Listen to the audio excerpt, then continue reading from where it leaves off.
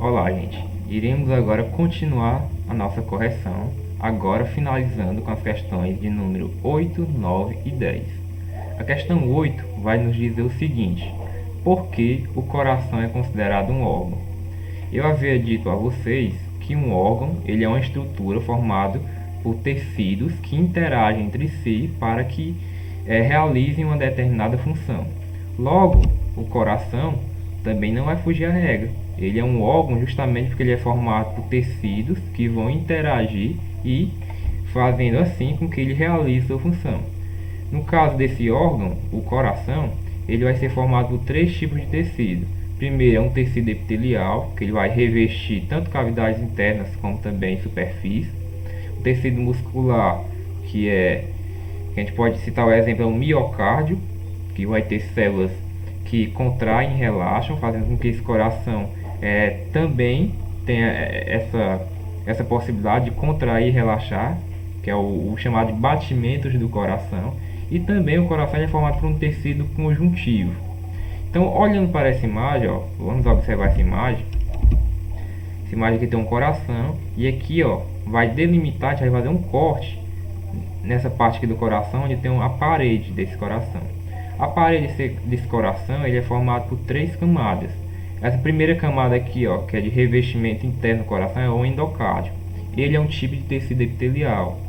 A segunda camada, indo mais à frente, essa camada mais mediana, é formada por células musculares e é o miocárdio, ou seja, é um tecido muscular. E essa última camada aqui é o pericárdio. O pericárdio, por sua vez, ele é dividido também em camadas. E essa primeira camada do pericárdio é o epicárdio. O epicárdio também, assim como o endocárdio, é formado por células epiteliais. No entanto, o pericárdio mais à frente, depois do epicárdio, eu estou falando de camadas do coração, ele é formado de tecido conjuntivo. Então, não precisa vocês entenderem essa histologia do coração, não.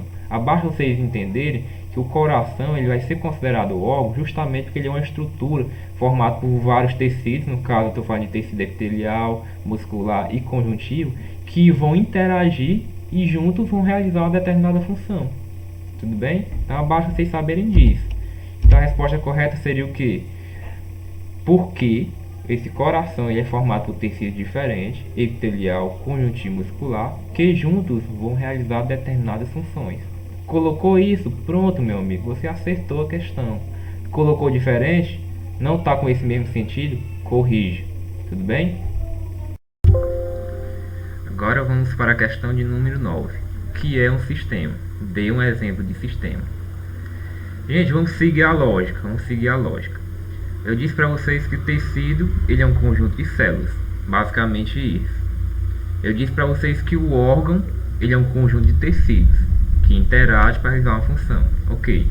E o que seria um sistema? Indo pela lógica, seria um conjunto de órgãos que também vão se interagir e se integrarem, que de forma conjunta vão desempenhar funções vitais para a sobrevivência de um indivíduo. Basicamente seria isso, gente. Então, eu tenho vários sistemas no nosso corpo humano que são vitais para a nossa sobrevivência. Tem o sistema cardiovascular, formado pelo coração e pelos vasos sanguíneos, o sistema respiratório, o sistema digestório, formado pelo fígado, estômago, os intestinos grossos, delgados, esôfago, a cavidade bucal. Então, vocês podem ver que eu tenho vários sistemas no nosso corpo humano. Sistema nervoso, endócrino, excretor, urinário, esquelético, muscular, imunológico, sistema linfático. E todos esses sistemas desempenham funções vitais para a nossa sobrevivência. Se a gente não tivesse um desses sistemas, nós não possuímos essa capacidade de ser seres humanos. Tudo bem? Então, o que seria um sistema? Seria esse conjunto de órgãos que vão interagir, se integrar e trabalharem de forma conjunta para desempenhar funções. No caso, a questão pede para a gente dar um exemplo de um sistema.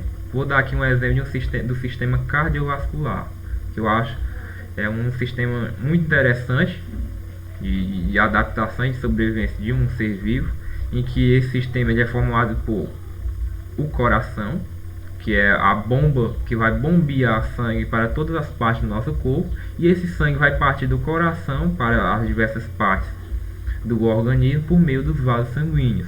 Vasos sanguíneos esses são divididos em artérias e veias. Ok? Então basta você colocar isso, viu? Ó. Sistema, conjunto de órgãos que atua de modo integrado na realização de funções, e o exemplo, sistema cardiovascular, que é formado nada mais e nada menos pelo coração e pelos vasos sanguíneos. Pronto, acabou essa história. Ah, mas não quero dar o exemplo do sistema cardiovascular, não. Quero dar o exemplo do sistema digestório. Pois coloque. Exemplo, sistema digestório, formado pela cavidade bucal, esôfago, aí estômago, intestino grosso, intestino delgado, ânus e por aí vai. Tudo bem?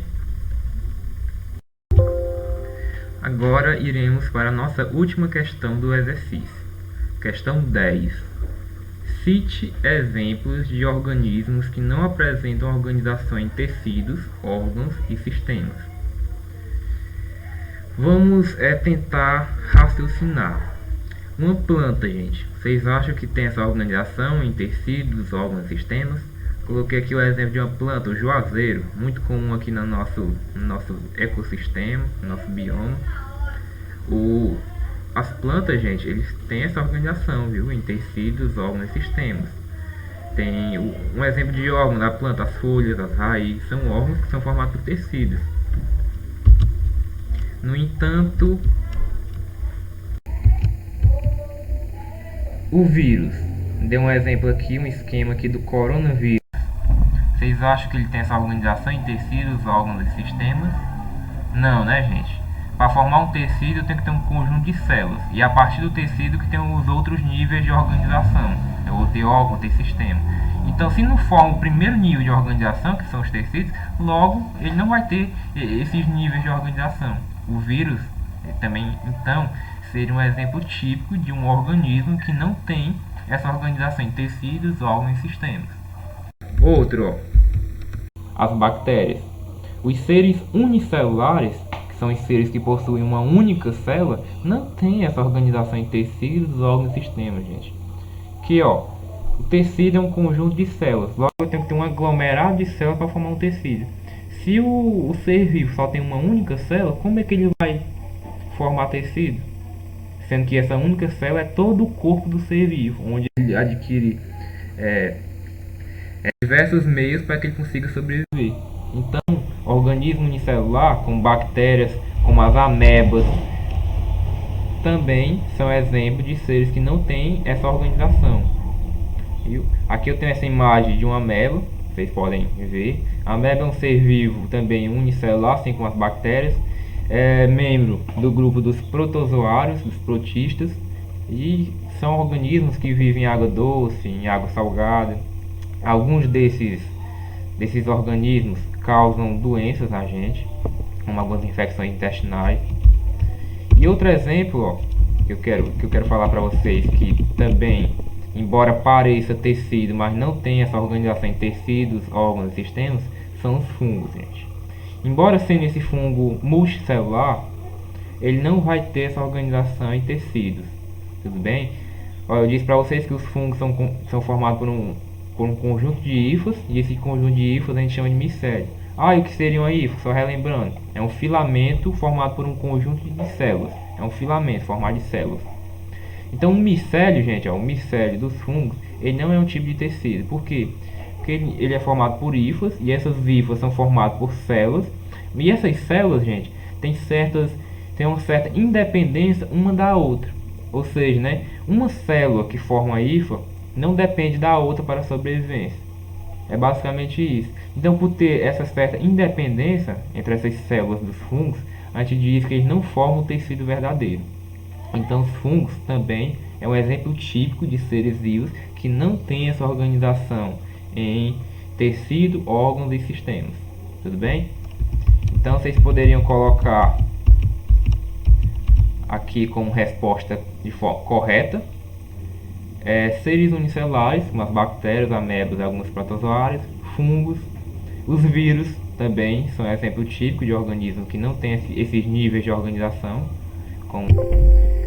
Então, gente, espero que vocês tenham entendido sobre os níveis de organização do corpo dos multicelulares. com base na correção desse exercício.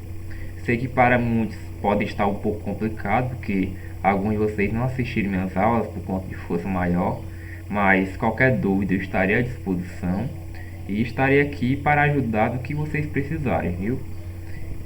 Até as próximas aulas. Espero